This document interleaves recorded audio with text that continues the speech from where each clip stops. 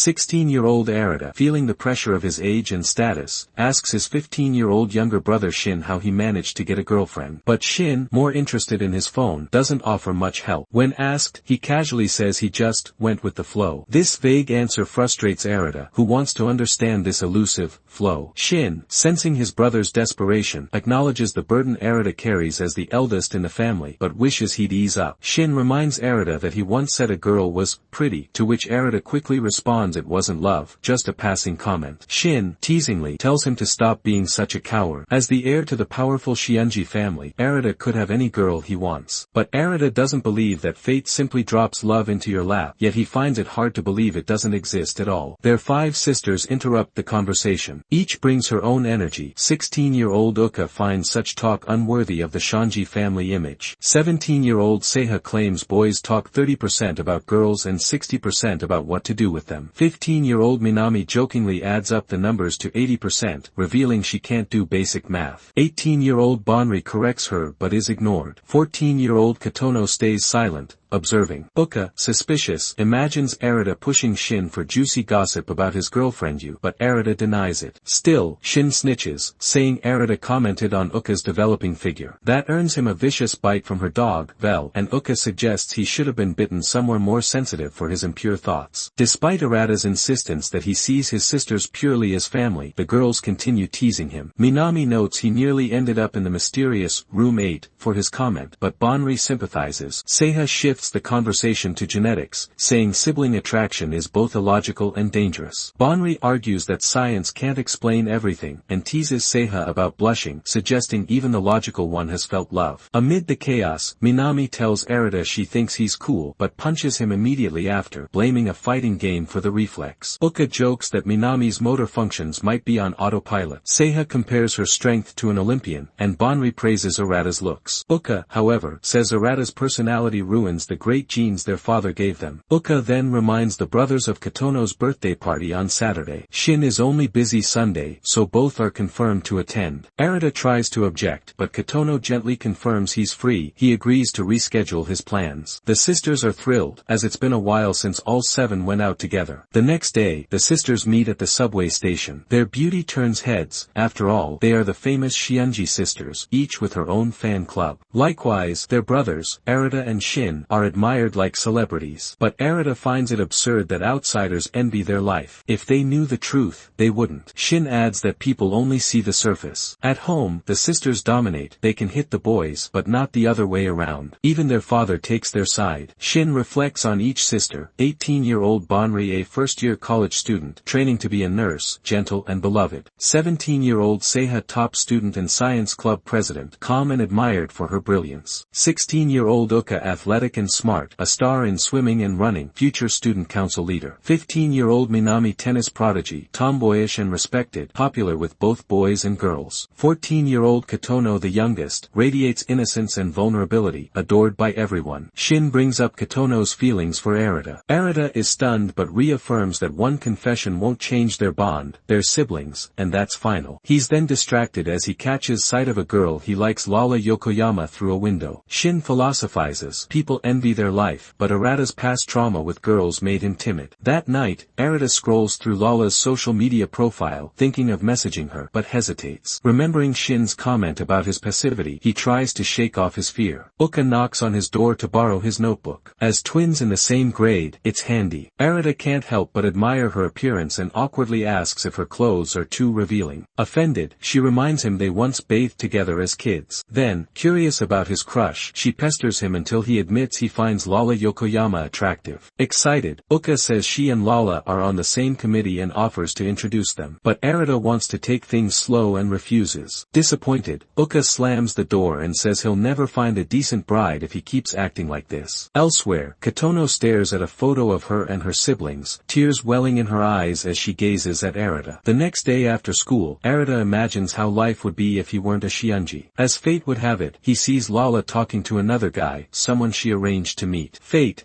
He thinks, decides everything, from siblings, to partners, to children. On Saturday night, Arata prepares to head downstairs for Kotono's birthday. Uka reminds him of their father's motto, dress well if you want to be someone. Tensions boil downstairs. Uka yells at Minami for losing an AirPod. Minami counters by bringing up losing their mother's brooch. The fight intensifies, with both sisters yelling that they don't want to be related anymore. Arata, fed up, raises his voice and reminds them all that they're one family, no exceptions. Uka brushes him off, but Seiha calms everyone by announcing that their father is arriving. With the family gathered and the table set, Uka raises her glass to toast Kotono. But before the celebration begins, their father interrupts, saying there's something he has always wanted to tell Kotono. The father prefaces by saying his love for all of them will never change. Then he drops the bomb. Arata is shocked and stands up, demanding an explanation. Calmly, the father explains that all of them were adopted, and he had promised their late mother, Chihiro, that he'd reveal the truth when the youngest, Kotono, turned 15. The only exception, Shin and Minami, who really are biological twins. The rest, including Arata and Uka, are not true twins. This stuns them. Though the father offers to answer questions, he insists the evening should still be a happy occasion for Kotono's birthday, asking the maid Yamaguchi to bring in the appetizers. But the mood is tense. Everyone sits in awkward silence, their minds reeling from the revelation. After the meal, Banri dismisses the maid and gathers everyone for a serious talk over tea. No one touches the food, except Minami, who remains cheerful and eats as if nothing happened. Banri praises Minami's positivity, saying she inherited it from their father, only to be reminded by Seiha that there's no genetic link. Uka leans on Arata, trying to accept the truth, but still feeling betrayed. Seiha, however, defends their father's timing, saying this was the best way to honor their late mother's wish. Despite that, Uka can't shake the feeling of being deceived. Minami, ever blunt, thinks everyone's just overthinking it. Seiha questions if Banri, the eldest, remembers anything about their adoption since she was 4 when Kotono arrived. But Banri acts strangely, avoiding the topic. When pressed,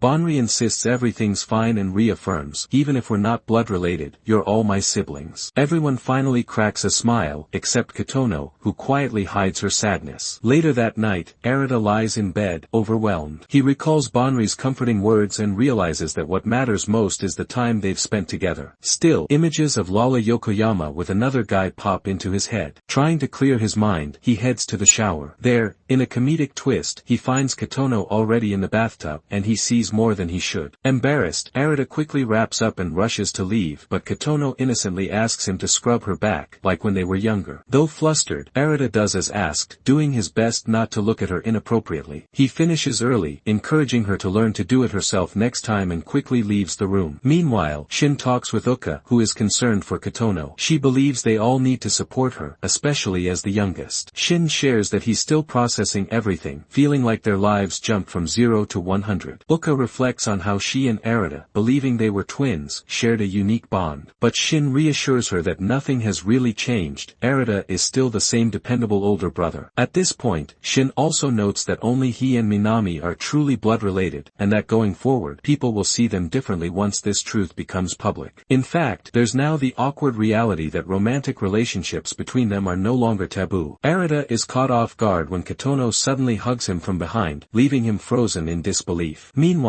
in the dining room, Uka struggles to comprehend the idea of a romantic relationship between Arata and his sisters. The mere thought of it feels absurd to her, but she can't shake the nagging feeling that something is off. She recalls the way Arata's gaze seemed to linger on his sisters, especially the strange incident when she saw him pin Kotono to the floor. At the time, she didn't understand what was happening, but now, the situation seems more complicated. Confused and concerned, Uka presses Shion for answers. Shion hesitates, unsure if sharing the full story is the right thing to do. But seeing Uka's serious expression, he finally explains that Kotono had confessed her feelings to Arata. The moment Uka witnessed, where Arata pinned Kotono to the floor, was the result of Kotono lunging forward to hug him. Arata, caught off guard, tried to stop her, and in the chaos, they ended up tumbling to the floor. Uka, still struggling to believe it, knows Kotono well enough to trust it. Kotono has always been impulsive and emotionally intense, so her behavior makes sense. Still, the situation is troubling, especially now that Kotono knows they are not blood-related. There's a real possibility that she might try to pursue a romantic relationship with Arata. In the bathroom, Kotono, determined to confess again, clings to Arata tightly. She explains that her repeated rejections confuse her because,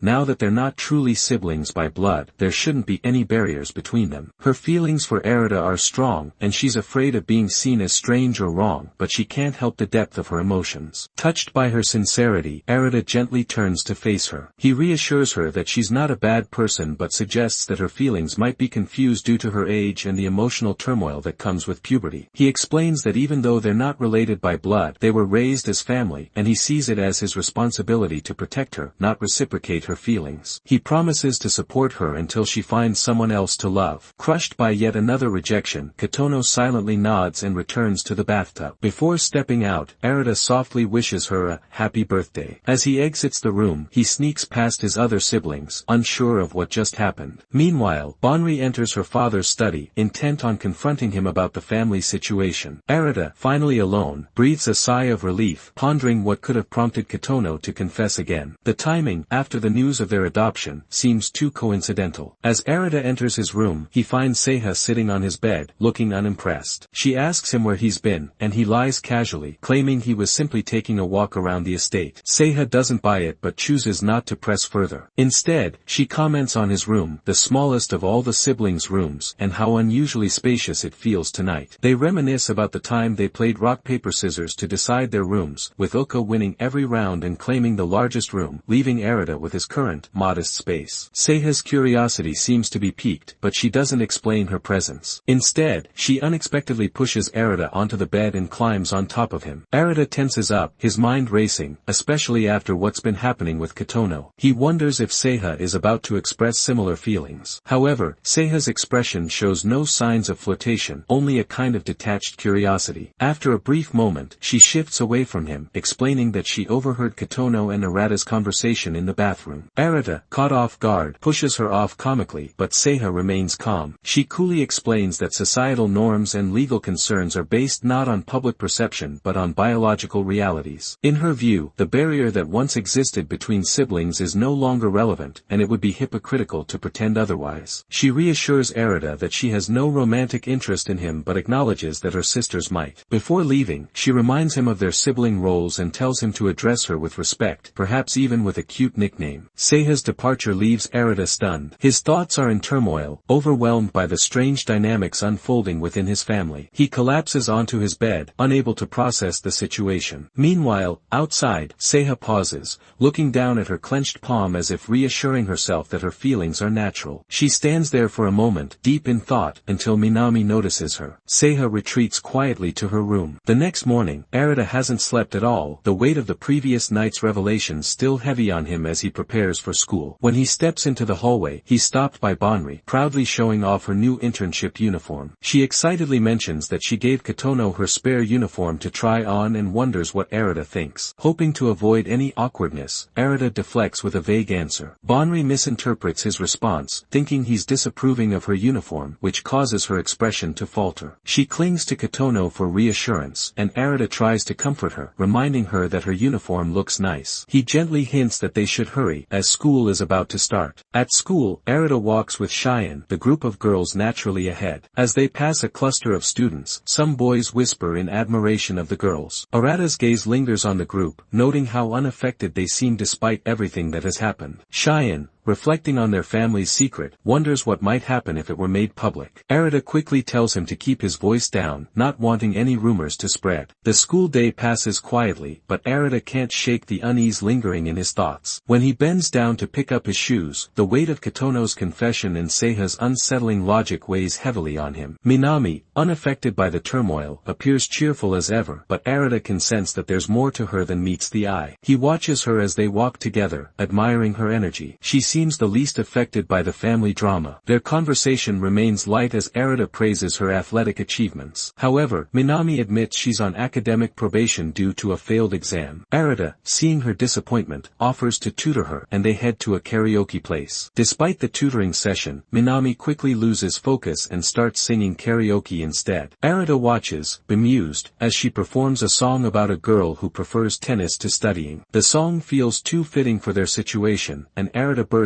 into laughter, deciding to let go of the tutoring for the day. After the session, Arata notices Lala with her boyfriend in the lobby. His body tenses, and he ducks away. Minami quickly realizes who Lala is and deduces that she must be the girl Arata had feelings for. On their walk home, Minami teases Arata about Lala but reassures him that he should let go, as Lala is already with someone else. Minami lightens the mood by reminding him of the strong sibling bond they share, which no bloodline can change. Once they reach home, Minami gives Uka a box of mini cakes and the AirPods she borrowed. To Minami's surprise, Uka shrugs and tells her to keep the AirPods, offering the cakes as a quiet gesture of peace. It's an unspoken truce after the emotional turbulence of the past few days, signaling a new sense of understanding among the siblings. Arata starts his morning brushing his teeth and unexpectedly runs into Kotono. Their interaction is a bit awkward but polite, hinting at some recent tensions between them. Arata wonders if he managed to convince her everything's fine. Seha, as cheeky as ever, sneaks upon Arata, prompting a brief Homeric exchange. Seha reminds Arata to call her Seha-chan, leading to a playful yet insightful conversation about Arata's complicated dynamic with Kotono. Minami then suddenly appears with a dramatic Shoryuken and reminisces about last night's gaming session where she thoroughly beat Arata. Their bickering catches Seha's attention, who questions the use of senpai between siblings, leading to more teasing from Minami. At school, Arata overhears Uka discussing love and teasing him about never confessing to Lala, who already has a boyfriend. Her friends gossip about Arata's looks and whether he's single, while Uka calls him a pervy, muscle-brained gorilla despite accidentally praising his neatness and protective nature. Arata reflects on her popularity and dreads the upcoming group outing to With Me Seapar, hoping nothing goes wrong. At the park, the group is excited, especially about the mascot. While everyone's distracted, Bandri drags Arata off to get food. When they return, the others are gone. With no one answering their phones, Bandri suggests treating it like a date, much to Arata's shock. Bandri keeps teasing him, acting overly affectionate and flirtatious. She even jokes about letting him touch her chest back home, frustrating Arata. Despite her antics, he remembers how reliable she is and how she's always had his back as the eldest sibling. Meanwhile, the rest of the group is having fun, unaware of Bandri and Arata's ditto. They prioritize Kotono's birthday and decide to enjoy the park to the fullest. Even though they got separated, everyone seems to be thinking the same thing. Bandri's probably messing with Arata again. Later, Bandri and Arata share food and talk about their father's shocking announcement. Bandri reassures Arata, reflecting on her responsibility as they invest. She promises to always protect the bond they share. Arata is touched, remembering how she's always been his dependable big sister. Their heartfelt conversation is interrupted when a little girl trips and spills her drinks. Arata steps in and gets soaked, but he brushes it off, more concerned about the child than himself. Bandri, flustered, tries to dry him off, worried and grateful. Arata tells Bandri, I will protect it with you. I want to, because I am your little bro. Touched, Bandri thinks to herself that Arata has grown up. Later, while walking to another ride, Bandri asks to hold his hand, saying, let me have this. I'm your big sister. Uka points out the beautiful likes, comparing them to a movie set. Minami calls Uka a princess, and Seha jokingly says the place looks like Yomotsu Hirasaka, the slope between life and death.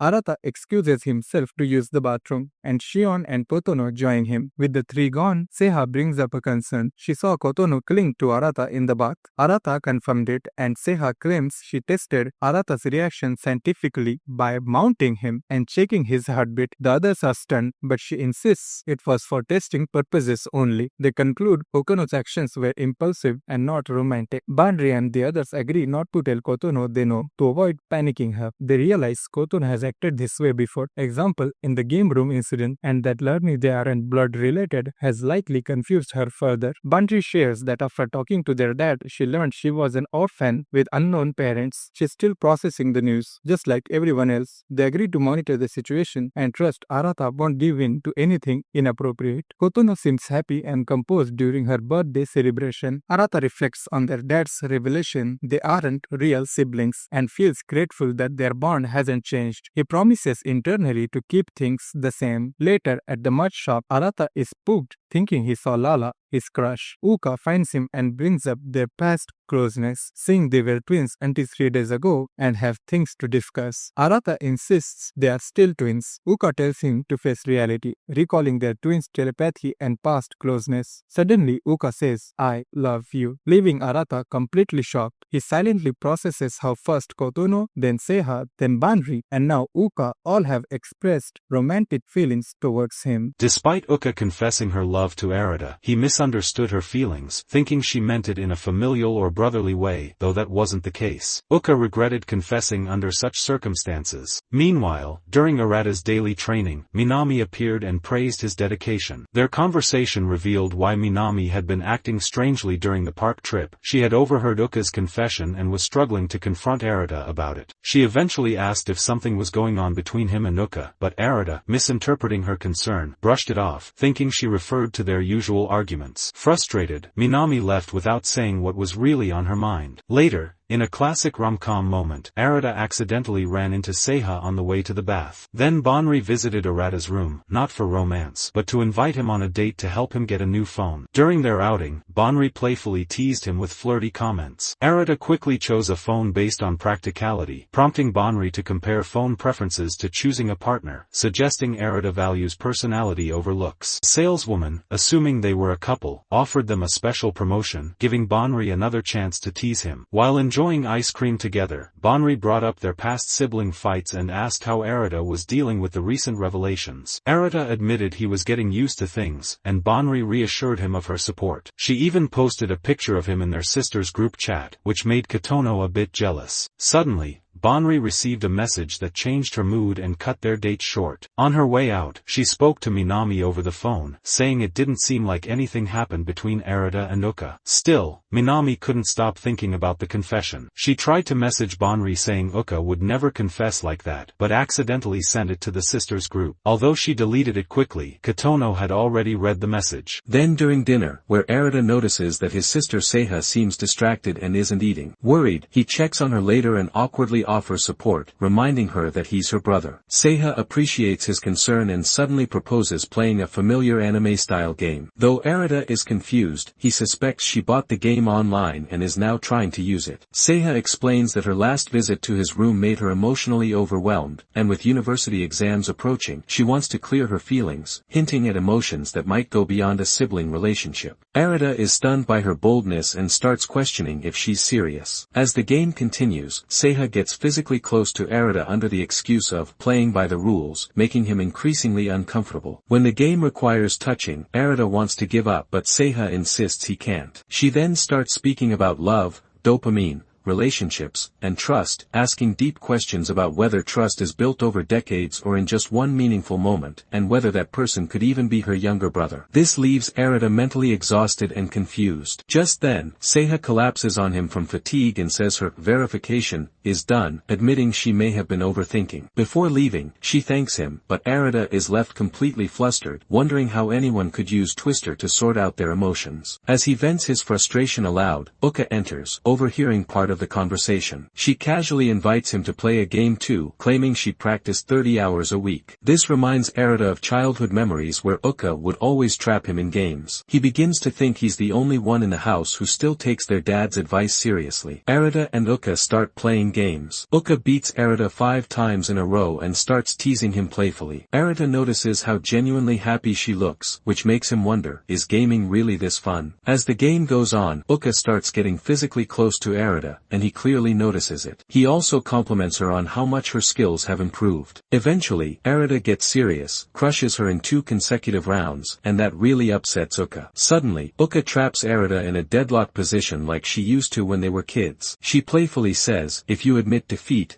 I'll let you go." Arata agrees and says, "Okay, I give up." But all the while, he's distracted by how close they physically are. Reacting impulsively, Arata flips the situation and pins Uka down, and immediately regrets it. Fearing retaliation, he braces himself. But instead of getting mad, Uka blushes and says, "It seems like you've grown up." Arata is left totally confused by her words. Uka then walks away and becomes visibly flustered. She mutters to herself, who tries to act like a big brother at such a weird time. Back in the room, Arata is still confused and frustrated, so he starts yelling to let it all out. But the biggest surprise, Kotono had been hiding in the closet the entire time and had witnessed everything, leaving her completely embarrassed. The next day at school, everything seems normal. Later that night, Arata meets his dad, who gives him a gift and casually asks if he likes someone. Arata is caught off guard. Meanwhile, the five sisters are watching a romantic drama, and a love confession scene sparks a discussion. Bonri finds the confession beautiful, but Uka criticizes it for being too cliché. She shares her dream confession, a rich, educated guy confessing to her at a rooftop restaurant under a night sky. Seiha's ideal man is someone with a clear life plan. Kotono is ignored in the conversation because she's seen as too young to talk about love. But then comes the big twist. Kotono stops everyone and says not only does she like Arata, she wants to marry him. She also reveals that she was happiest when she found out they weren't blood related. She declares the others her love rivals, shocking everyone. Meanwhile, Arata asks his dad why he's suddenly bringing up romance. His dad replies that it's part of becoming a man and then shares why he married Arata's mom, not just for her beauty but because she was strong yet gentle. He also reminds Arata of a promise made in Room 8 about showing him the entrance to another world when he grows up. Arata jokes, "If this turns into an Ice Guy anime, I'll lose my mind." In the end, Arata says that no matter what happens, he will protect all his siblings and keep their home happy. His father looks at a photo of his wife and says that his decision wasn't wrong. Finally, a mysterious scene unfolds. A little girl dressed formally is shown preparing a grave, while someone reads a heartfelt letter in the background. "Dear siblings, how are you? I hope you're doing well." As the girl quietly cleans the grave, the letter continues, "Thinking about all those memories makes me so happy that I can cry." Suddenly, her father appears, and it's Arata, now with white hair. The letter concludes, "Your smiles are my true treasure. From your sibling, with love." Now the mystery begins. Who is that little girl? And who wrote the letter? Then we see Minami is still processing Kotono's surprising confession about wanting to marry Arata. She tries to shake it off and focus on her upcoming inter-high tennis matches. On her way out, she runs into Arata returning from a jog. Their awkward exchange hints at unresolved feelings, and Arata notices she's been acting strange lately. He gently offers to listen if anything is bothering her, but Minami brushes it off. Inside the house, a comedic moment unfolds as the dog Vel is scolded by Bonri for overeating and skipping exercise. When Arata teases him further, Vel bites his butt, leading to chaos just as Cheyenne walks in. Later, Minami trains hard but keeps getting distracted by Kotono's confession. After practice, she challenges her senior now to a fun tennis match with a juice can as the prize, and wins. Now reveals this tournament is her last, as she wasn't recruited by any college teams. Now reflects sentimentally, expressing pride in Minami and admiration for her positivity and hard work. Touched, Minami silently vows to win a gold medal for now. Back at home, Arata confronts Minami, saying he knows she's hiding an injury after Yamaguchi saw her secretly tape it up. Minami admits nothing but internally reveals Kotono's confession is what's actually bothering her. Arata insists she shouldn't push herself too far. Meanwhile, Uka also recalls Kotono's confession. Bonri assumes it was inspired by a romance show, but Seiha argues Kotono was sincere. Back in the gym, Arata helps Minami stretch, triggering nostalgic and inappropriate thoughts he quickly tries to suppress. He admires her growth,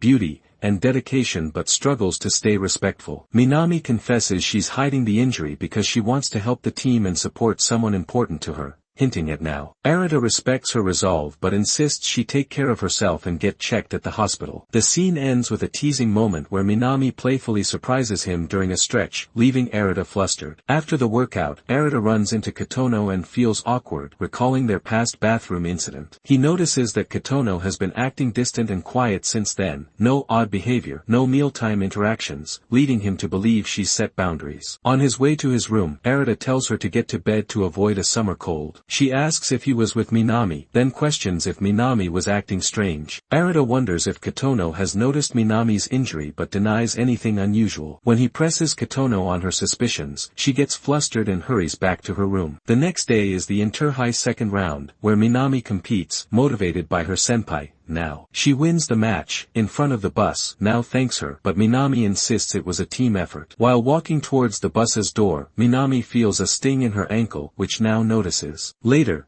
back home, everyone congratulates Minami. In the gym, Arata checks on her, to which Minami teases him. She mentions the coach is setting her up with a personal trainer. Arata, feeling replaced, jokes he's being fired but is genuinely happy she's getting professional help. He encourages her to give it her all in the finals, and Minami thanks him. On finals day, Bonri is casually having breakfast in her underwear when Arata walks in and scolds her. She jokes about staying fit and flirts a little, which flusters him. Arata asks about Minami, and Bonri realizes she forgot the finals were today, assuming Minami left early. Then, Seiha arrives, concerned because Minami's tennis shoes are still by the door, suggesting she hasn't left. Uka, Kotono, and Shion also arrive, none of them knowing her whereabouts. This leads to a serious moment. Minami has gone missing. Everyone is shocked and worried because Minami has suddenly disappeared just before the final match. The siblings are confused and anxious, wondering where she could have gone when the most important game is about to begin. Then, unexpectedly, the door slowly opens and Minami walks in, carrying a bag of snacks, acting like nothing is wrong. Arata immediately steps forward, clearly concerned, asking where she had been. Minami casually says she just went to get some snacks and insists there is still plenty of time before the match since the spectators won't arrive until later. The others exchange worried looks, sensing something deeper behind her calm words. When Uka questions whether she is really going to play, Minami doesn't respond and quietly heads upstairs, leaving behind a silence that feels heavier than before. Arata remembers her previous injury and decides to check on her. When he reaches her room, he finds her lying comfortably, eating snacks and looking surprisingly cheerful, not broken or disappointed like he expected, but almost normal. This shakes his assumptions. He tells her he thought tennis meant everything to her and never imagined she would give up so easily. Minami sighs and explains that after the bus ride, the team noticed her injury and decided to bench her to avoid risking further harm. But she's not worried. She believes she will get another chance to shine in future matches. Arata reminds her that she said she was playing for someone important, not just herself. Minami's expression softens as she admits she wanted to win for that person, but worries that if her injury affects her performance, she might only let the team down. She thinks it's better to step back now than to lose badly and drag everyone down with her. Despite her calm explanation, Arata feels like she's hiding something. He's certain there's more to it. Later, Shion calls Arata over and shares that he heard Minami crying but didn't know how to help. He believes Minami hides her pain behind a brave smile to protect everyone else from worrying. Something inside Arata shifts. Without hesitation, he rushes to Minami's room and tells her they are leaving immediately to play her match. Though she protests that it's too late, Arata insists, explaining that everyone is waiting. Outside, the group is packed into a car, ready to race to the stadium. But chaos quickly erupts. Bonri panics at driving, the GPS malfunctions, and they get stuck in a terrible traffic jam. Running doesn't seem like an option either. Then Kotono spots a row of rental bikes, but none of them have rental accounts. Fortunately, Seiha steps forward and offers her account. Arata grabs Minami's hand, determined to get her there on time. As they ride the bikes, Arata opens up about how Minami has always been the one holding their family together, even through pain and setbacks. He recalls how hard she has worked and how brightly she's shined despite everything. He encourages her to stop hiding her feelings and to let herself be vulnerable. Minami, holding back tears, stays quiet but holds on to him tightly. They finally arrive at the stadium just in time. Arata pleads with the teacher and Neo-senpai to let Minami play, promising she won't push herself too hard. Now supports him, and after a tense moment, the teacher agrees. Minami steps onto the court, hands trembling. Seeing her siblings cheering in the stands gives her the strength to keep going. She fights fiercely through the pain, putting everything she has into the match. Though they ultimately lose, it doesn't feel like a defeat, more like a hard-fought battle. After the match, Minami approaches her teammates with regret, feeling responsible for the loss. She expects anger or blame but instead receives deep gratitude from Nao, who acknowledges Minami as the light that kept the team together and motivated. Nao encourages her not to carry guilt and thanks her for trusting the team. Later, Arata finds Minami sitting alone, quietly admitting she feels ashamed for disappointing everyone but also relieved she didn't stay home and miss the chance to play. Arata embraces her and reminds her that she gave her all and that she should stop pretending to be strong when she's hurting. He thanks her for everything she's done, especially for him. him. At last, Minami breaks down completely, crying harder than ever before. She confesses her deepest fears and hopes, that she never wants to lose again, that she wants to become so strong she can't be stopped by injury or pain, and that she dreams of becoming the best tennis player in the world. Days after her loss, Minami is still deep in thought, remembering how hard Arata fought for her and how he embraced her afterward. The memory makes her feel a warm, tingly sensation inside. Meanwhile, Uka is arguing with everyone, insisting that one of Minami's plays was unfairly judged. She believes Minami should have been awarded a point, which could have shifted the momentum of the match. Frustrated, she turns to Arata for his opinion. But Arata brushes her off, saying that what matters most is that Minami has no regrets. As the argument continues, Minami walks out and finds herself unable to meet Arata's gaze. Uka asks for her opinion. Minami says she no longer cares about the game and is just thankful her injury didn't get worse. Minami sits down directly in front of Arata, who begins giving her advice on how to care for her injury. Although she responds, she still can't bring herself to look at him. Suddenly, Uka, still frustrated, throws a ball while declaring that she'll prove what actually happened. The dog, thinking it's playtime, chases after it, and the ball heads straight toward Minami. Arata quickly jumps in and catches the ball, protecting Minami. The moment leaves Minami flustered. Arata scolds Uka for not being more careful and checks to see if Minami is okay. In that instant, Minami remembers how both Uka and Kotono had confessed their feelings to Arata. She begins to wonder if the tingly feeling in her heart is the same kind of love her sisters felt. Later that night, Kotono is deep in thought, reflecting on her own confession. Uka knocks on her door and asks if they can talk. She enters, complimenting how cute and aesthetic Kotono's room looks. But Kotono, not interested in small talk, tells her to get to the point. Uka directly asks Kotono about her feelings for Arata, offering to be someone she can talk to if needed. Instead of responding directly, Kotono reveals that she knows Uka also confessed her feelings to Arata during their trip and that she saw the two of them snuggling on the game room floor. Uka realizes that her actions may have pushed Kotono to confess. She clarifies that Kotono misunderstood, her feelings for Arata were those of a former twin sister, nothing romantic happened, and nothing did in the game room either. Kotono steps closer and asks Uka directly if she truly doesn't love Arata. When Uka assures her she doesn't, Kotono visibly relaxes. She apologizes for the misunderstanding, but as Uka leaves the room, she can't help but think about Arata. Later, Bonri suddenly panics and begs her siblings to come with her to her nursing school for something important. When none of them can go, she turns to her dependable brother, Arata. The two sneak past school security, and Bonri admits she was too scared to go alone because she's terrified of ghosts. As they walk through the building, Arata jokes that the school does look haunted, which only scares Bonri more. When he asks why she chose nursing school, she avoids the question. Suddenly, a loud noise startles her, and she grabs onto Arata, convinced it's a ghost. He reassures her it's just the wind, but with her clinging tightly to his arm, he becomes aware of her softness and tries to pull away, only for her to hold on tighter in fear. Eventually, Arata pulls her behind a corner and covers her mouth as a security guard passes by. He wonders aloud why they're hiding when Bonri is a student here. Then Bonri whispers his name, and he realizes that his hands are pressed against her chest. He lets go in shock, the moment reminding him of how they used to play as kids. But now, things feel different. Bonri has grown, and he notices. They finally arrive at Bonri's club room. She retrieves the handmade dolls she had forgotten earlier. Arata asks about them, and Bonri shares a story. When she first entered nursing school, she visited a hospital and saw sick children, some playing happily, others looking sad and lonely. She saw volunteers cheering up one particularly withdrawn child and decided to join the volunteer club herself, determined to bring happiness to hospitalized children. She wanted to make sure every child left the hospital with a doll in their hands. She then tells Arata the real reason she chose nursing. Years ago, when their mother was hospitalized, she always cried when she had to leave. One day, a kind nurse comforted her, and Bonri realized then that she wanted to be just like that nurse, someone who could bring joy to others in pain. As they head home, Bonri admits she's still too embarrassed to tell the rest of the family why she became a nurse. As a thank you for coming with her, she jokes that Arata must have enjoyed having her press up against him earlier. But instead of responding, Arata walks away, making her chase after him in fear. The next day, Bonri finishes the dolls and gives them to the children. She sends a picture to Arata and thanks him for his help. Days later, Uka receives her mock exam results. When asked how she did, she tells her classmates that she got her usual grade. They're not surprised, they assume she aced it as always and joke that she'll become the next student council president. But in reality, Uka received a D. That weekend, Uka prepares to leave the house early in the morning. When Arata asks where she's going and she says, Yamanashi, he's surprised, especially since they have no relatives there. She brushes off his concern and leaves anyway. Arata assumes she just needs time alone after everything that's happened and expects her to return by the start of the school week. However, when Monday comes, Uka still hasn't come home. The day begins like any other, with the Shiunji sisters heading to school, except this time, something feels off. Uka isn't with them. Her absence is immediately felt, and the group quietly acknowledges how strange it is not to have one of their own by their side. Arata, too, is worried. At school, their classmates notice Uka's absence. She has never skipped a single day in her life. When asked about her, Arata can only reassure them that she'll be back soon. But deep down, he wonders what could be weighing so heavily on her mind that she's been gone for 3 days.